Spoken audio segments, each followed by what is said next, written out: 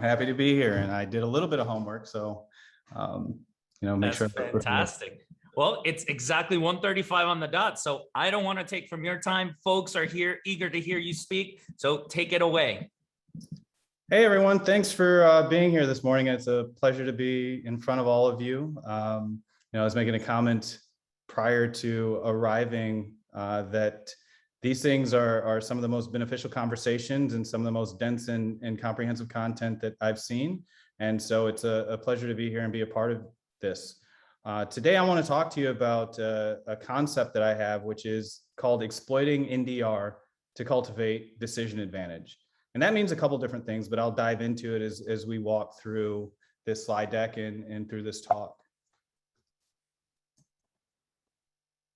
Got a little bit of a lag in switching slides, so bear with me. So I just want to give you a brief intro. We'll walk through some commonly known things as the OODA Loop.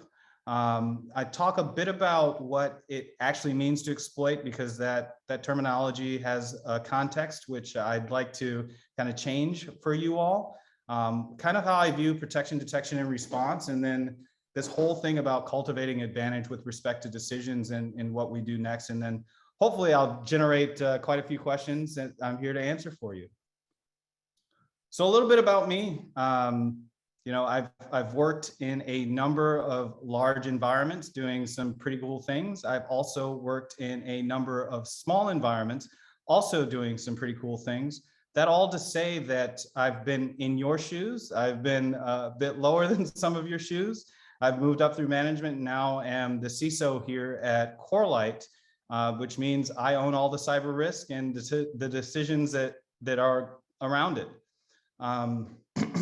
So I've got a little bit of a unique view as someone who comes from a more technical background, but has experienced both the efficiencies that have been present at the smaller shops that I've been a part of, as well as the monolithic shops like those last two stops prior to me landing at Corelight. And it's shaped the content that's here in front of you today, as well as how I approach security and how I stimulate the folks on my team and hopefully the broader industry to view things. So at the highest level, I have this concept that security as an organization is an intelligence function. Its primary product being knowledge to support the execution of line of business operations, typically with respect to minimizing and mitigating risk. But I'll dive some more into that. A bit about Corelight, since we are talking about solutions today. We are an open NDR company that's rooted in open source Zeek. And that means a couple things, but most importantly, it means that you all have the ability to interact with the APIs, extend the data as you feel necessary, tune and manage the rules as you see fit, and really support your mission-driven outcomes. The primary purpose of my talk today and kind of how we view and build technology is that we want to meet folks exactly where they're at, anywhere along their cyber maturity.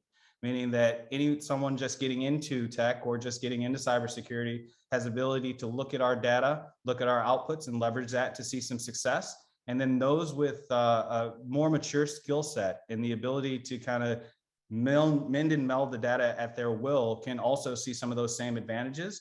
And as we'll go through today, how to convert some of that learning and some of those outputs up through the chain and into the overall minimization of risk from the executive level or the management level. So a little bit more about Zeek. For those that aren't directly familiar, we consider Zeek as the de facto standard for networks monitoring. Now Zeek is an open source project, so we can't take all the credit for this. However, at Corelight are the founders of the Zeek project, as well as many of the researchers that contribute back to the open source product. Now, if I walk this slide from right to left, you'll see some pretty important things, and this is representative of the log output from Zeek. So Zeek, as you can probably guess, is a network protocol analyzer. The difference being that it outputs its view of the network in some very rich logs that are representative of the metadata of any of the connections that it analyzes or parses. Now that's a pretty direct difference from a tool like Suricata or Snort, who are parsing the network and doing some types of rule matching. We tend to look at the network as a loggable object, and then what you can do with it based on what those logs are outputting. So as you can see, we generate something called like an HTTP log, we generate DNS, we generate files, SMTP, we have content from Microsoft protocols, you name it, those things are all detailed and documented well in the open source project if you head over to the GitHub. But the important thing is that you see lines that are connecting all these different things. So as a connection gains its state on the network, you'd see what's represented there in a con log. A unique ID is assigned to it. You have the metadata that supports the timestamp, some of the details of the connection. One of the other interesting things is that we track the state in a single string as different parts of the handshake are executed. You will see representations of like a capital S for the send coming from the server, a lowercase s as the send coming from the client, and can generally get a ton of information from just a con log alone outside of how you would view something like a flow log. But next to that, whatever is contained within that connection, be it an HTTP connection, be it files transferred across that connection, you will see a representative log for that, including all the metadata that you may expect and some that you may not expect, to help you completely contextualize and understand what that connection represents. Now, in the product that we ship, we also have Suricata, meaning that along with our generalized representation of the network, you get some of that signature-based detection that you would expect from that tool paired directly along with it. And then we've just released to market Smart PCAP. And so the difference between Smart PCAP and something like your typical Moloch tools is that we selectively store PCAP for you based on certain criteria that you can set, be it some type of Suricata alert or some type of condition that you set based on log values in the underlying Zeek scripting engine. With that, though, that's as deep as I'm going to get in the technical bits and probably all that I'll talk about the product. I want to take a different approach here and talk mainly about decisions, right? So at the end of the day, everything that we do is based on the decisions that we make, and that exists at a couple different altitudes. It's important to recognize that an organization is made up of systems, right? Whether you look at system as the individual system type, be it something like Corelight, the last talk was on Cisco boxes, that can be a system, but you also, as move up the chain, look at something like the SOC, that organization is a system. You look at the security operations or security organization itself, that is a system. The company or organization at mass is a system. So with that way of thinking, everybody is basing decisions upon system output. So those that aren't familiar with the OODA Loop, the OODA Loop goes through, and it's a method of decision making that says, at first I observe, once I've generated some observation, I orient myself to what it is that I intend to make a decision upon, and then I decide on what it is that I'm going to do, and then I execute. So if we look across this at each altitude or at each layer within that organization, down from the operator up through the executives, there's a bit of a different way that we orient ourselves and then the things that we decide upon. I put this here because I intend or hope that those that are listening in or that take this back to their organization can see where it is and how it is that they can influence different parts of that decision-making loop, given what's presented in front of them.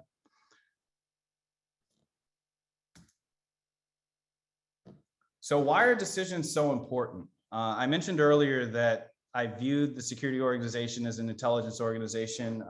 I see, good or bad, the intelligence function in the United States, whether you look at those as the individual intelligence agencies or you look down to the individual military units and how they view and utilize intelligence as a well-oiled machine with well-established best practices. And they, for better or worse, do a pretty good job at accomplishing their mission. So intelligence as it states here, and you all can read faster than I talk, really is about how we frustrate our enemies or how we frustrate our cyber adversaries. Intelligence to support the decision-making, as was on the last slide, down at the operator level, and how we form or execute our playbooks, or how we inform managers or executives in the metrics that we generate, or how they present or are aware of all the things that go into how they determine personnel counts, how they determine people, how they determine resourcing, and how they ultimately decide budget and employ tooling, all comes from the things that we are looking at and executing on down at the SOC operations level, and more specifically centered within the network.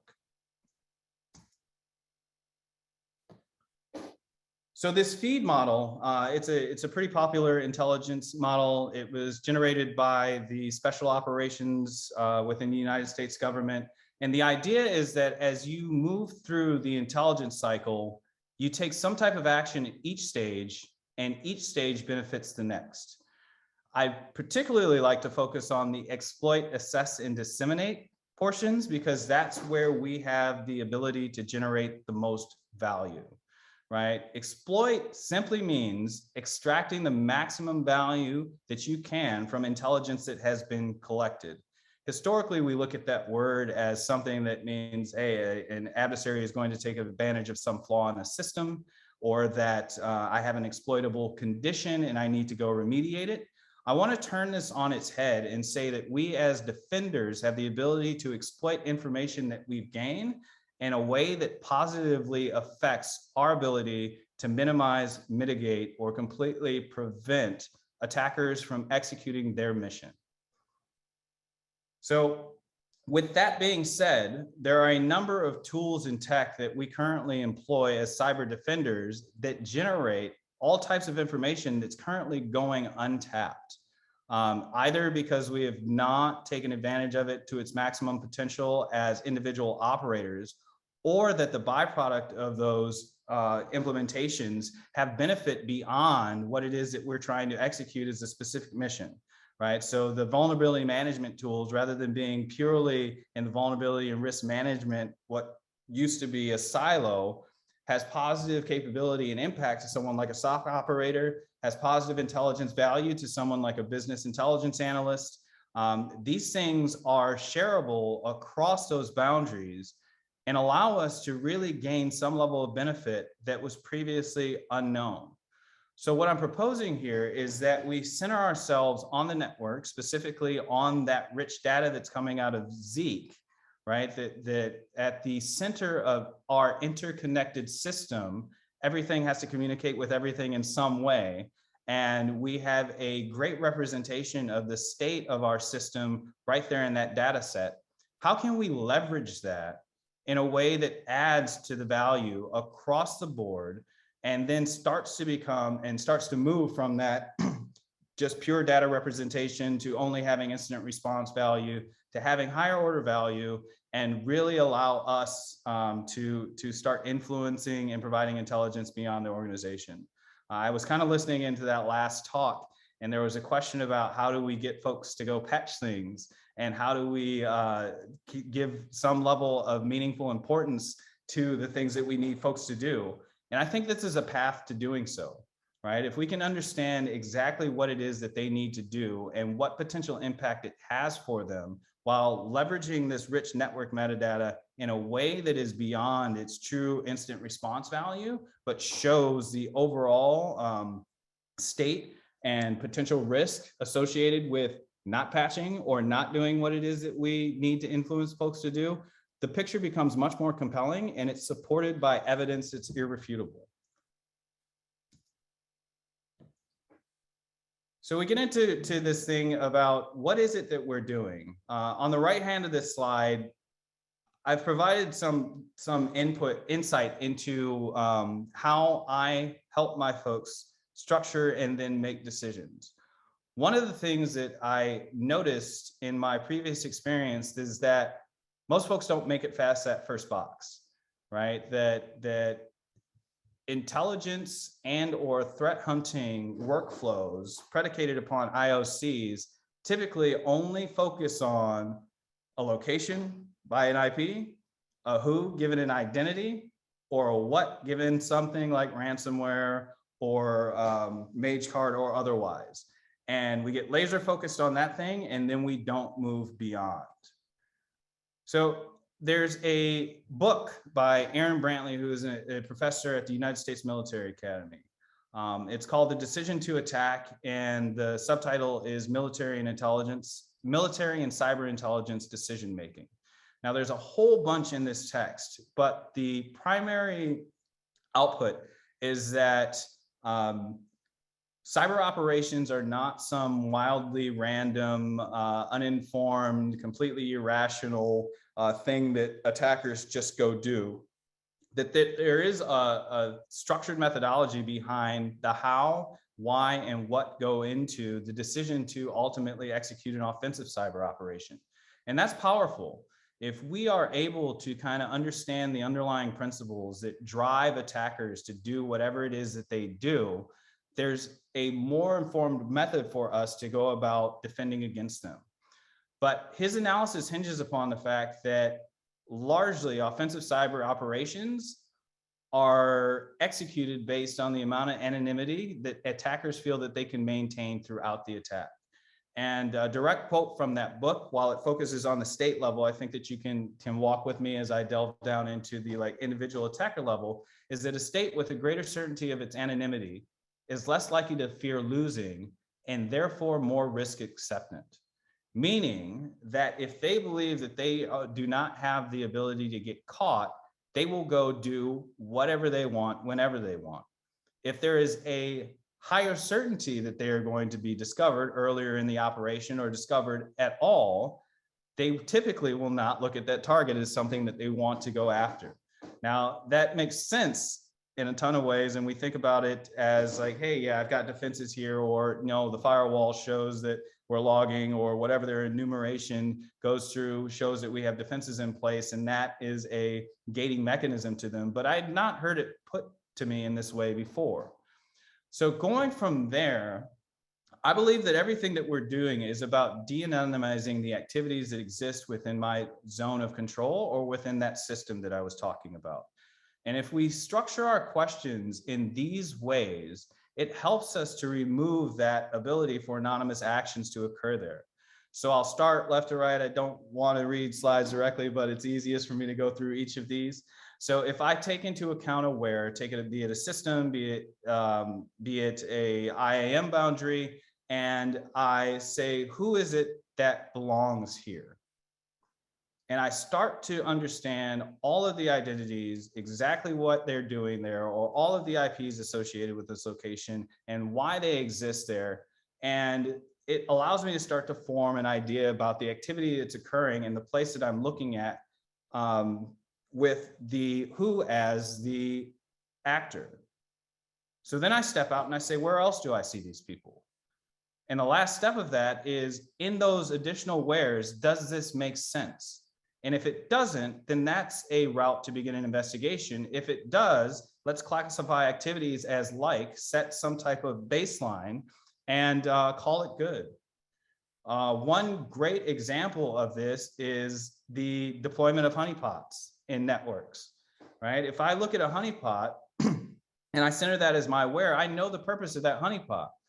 And once I gain clear context on who exists there, I know why they're at their honeypot. They're either malicious or they're misconfigured. So where else do I see these malicious or misconfigured identities or entities? And what's the correlation between them? It gives us a great path to start boiling the ocean, de-anonymizing activities, setting baselines, and then actually changing the dynamics with relation to threat hunting and mitigating risk and minimizing attackers' ability to remain anonymous versus the historic way, which has generally been IOC driven and does not present a ton of value on what we can do next. Now, as we move through the other spaces here, this is similar. However, as I get to the outcome based, I want to move away from looking at threats specifically and more towards looking at what it is we're looking at from a decision perspective. So stepping down that ladder, we look at what is it that I'm deciding. Generally, let's center on incident response. I'm deciding that I need to go investigate this activity. But why? The why could be ransomware. The why could be I had an IOC match based on some other thing that I care about, or I have knowledge that an APT is active in my environment. But what happens when we go beyond that? Once we understand the why, what are the other areas that are contingent upon those same subsystems or the operation of that overall system? And where can I gain advantage overall versus only focusing on this singular thread, right? So that is how we start to step into what I call decision advantage. As we look at that additional what that's centered upon the why we execute things in the first place and look for opportunities to correlate or optimize across the board, we can really start affecting the organization in totality rather than looking at a specific outcome that's only centered on a single workflow. This slide just kind of gives it's a fun one for me. I won't go across all of the risk management areas, but this is a good kind of visualization that highlights a few of them. And it's only there to show that, hey, network context has a piece in tying all of these different bits together. Going back to what I just said, if I look at the why I'm executing something and what else is available to me or dependent upon those decisions, I can start to stitch that fabric and move the organization into a space where they're making consistent and coherent decisions that are informed by intelligence generated by the security team. So let's talk about something that's near and dear to our heart, threat hunting, right? I see threat hunting as an independent object. Like I said, typically it starts with some level of IOC or some type of threat actor that I'm concerned with. But I think the outputs are more usable than that, right? I think that we have an opportunity to improve our controls overall. I feel that we have an opportunity to augment controls that exist there or augment the method of alerting on those controls to improve decision-making by adding additional context. And ultimately, I believe what starts as threat hunting should convert itself into detection, and good detection should ultimately convert themselves into a preventable or protection mechanism, right? So as we go through this cycle, we start to identify those stitching together points within our risk management framework. And we can start to generate our own threat intelligence, not threat intelligence is in the respect that we share it externally, but threat intelligence as we share it internally. Here are areas that the business should be concerned about where a threat may be able to present itself and thereby take advantage of either known or unknown risks, and really start to look at executing this OODA loop in a consistent manner as we perform our cyber operations. And then lastly, right, if we are taking these threat hunting workflows that we have and centering on something like the Corelight or Zeek data, where it's less about specific alerts or less about specific outcomes and more centrally focused on the data, I can form a generalized method of search or a generalized method of aggregating, normalizing, and reporting and reviewing metrics on data types that show me if I have controls remediation, or immediately show me if I have controls regressions, or immediately show me where I have gaps in coverage.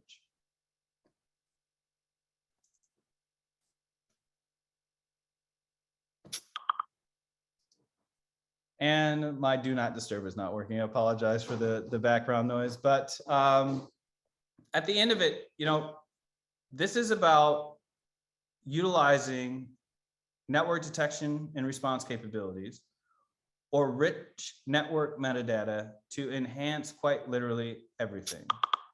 If we understand how the business is making decisions, if we understand how our management is making decisions, if we understand how the person next to us is making decisions, and we have value to add to that, typically based on the network, we should and must, right?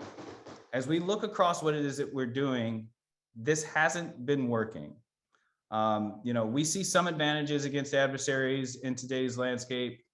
It's not being converted to the type of memory and muscle that all of our organizations need, and then being shared across to really positively impact our ability to stop these threats, right? So taking what we learned based on network data and looking at controls and understanding how they're working, something like the open source Zeek project, or something like leveraging the Corelight product and then contributing content back to the community, means that we can start to give back, right?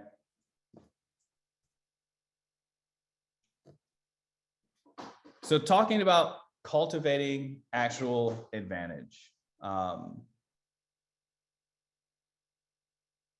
Threat Intelligence Association is key, but it's not the end all be all. I see this as an opportunity to, once we've stitched together those risk areas within the company, and once we understand how those things are tied based on something underlying like the network.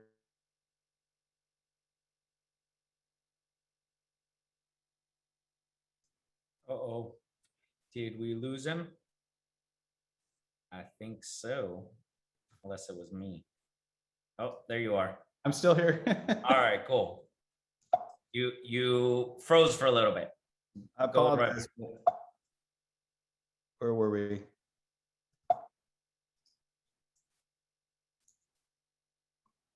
Yep. So I see this as building situational awareness. We take that, we start with the network evidence, we convert that into insights, and those insights being, those stitching points, or those connective tissue between all different areas of risk management, as well as all different areas of the business. We convert that into some level of intelligence, and then we provide overall knowledge to the business to go make more impactful and better decisions as we go forward. And then we can take that feedback and look at how to improve our underlying processes and procedures and or evidence collection or method of analyzing the network and other tools to enhance that. And it's all about cyber maturity. So what do we do next? As we look at how we're progressing, right? I mentioned the fact that we build tools and technologies in a way to meet folks where they're at. If you are familiar with the cyber maturity model, or CMMC, which is provided here, there's a maturity level associated with multiple different risk areas. And that maturity level starts at the base, which means we're just performing, and goes all the way up to, that's maturity level 1, and goes all the way up to a maturity level 5, which is optimizing. I think that provides a great roadmap for us to improve our cyber operations. But the question is, how do we do so without having to lift and shift at each phase of development or each phase of maturity? The next thing that I would recommend is, if I go back to my military days, it's learn the job of the person above you. Now, while you don't directly need to learn their job, we should be well informed about the decisions that they make, and then how we can help them through the observation and orientation pieces to execute their jobs, thereby freeing us or making us more effective at our level to execute on our mission. And if that cycle continues, we mature in a way that I have not seen in many organizations. If I can provide any level of recommendation to those that are in the room that are looking at how to mature more quickly, it's what are we actually doing with the outputs, right? And I'm not talking about the outputs like the alerts that are coming out of the system, but I'm talking about the outputs of the system in general. Like, what is the overall value of your incident response program? What is the overall value of the execution of your playbooks? And what is the decision value of any of these areas, and how can we improve that? If we start to look at how the business overall structures its goals and measures its objectives, and start to map our mindsets to that as we evaluate our cyber operations, I think that we end up in a much better place that gives us a ton of value. And again, starts to move us from we are reactive to we are making some anticipatory decisions to we now have decision advantage over our attackers and are a step ahead. And then lastly, where at all possible, automate. If we can minimize the manual action required to do anything, the better off we are. And with that, I'll open it up for questions. All right, thank you for that. Sorry about the interruption. I wasn't sure if you froze or if I froze. So either way, it was for like 10 seconds max. So thank you for smoothly continuing on there. So if you have questions, please post them here on the Q&A. We've already got a couple. One of them was you referenced a book about a previous West Pointer. Yes, can you read that out? I'm actually gonna type it so folks get it. It is The Decision to Attack, Military and Intelligence Cyber Decision Making.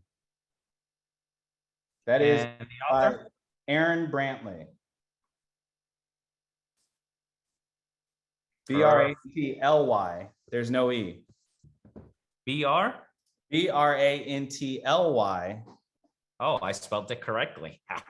Awesome. I just sent that. Anyone that is on the Zoom, it's a public answer to the Q&A, so you can see it there. Thank you for that one. It's always tough to grab the names, especially when we're speaking so quick. So really appreciate that, and appreciate you coming and doing this talk. This question, I don't know if you're going to know the answer to, because it's about Zeek and about more like product roadmap, but someone is a fan of Zeek, like many of us are. And they also don't like having to use a whole bunch of different things, like many of us don't, but we do. And the question is, are there any plans in the roadmap to build out the visualization within the Corelight tool directly? So I will say, keep your eye on us. We are starting to get into the SaaS space, and while not public yet, we do have some interesting things coming with respect to that visualizing the data that Zeek is generating or that Corelight is generating.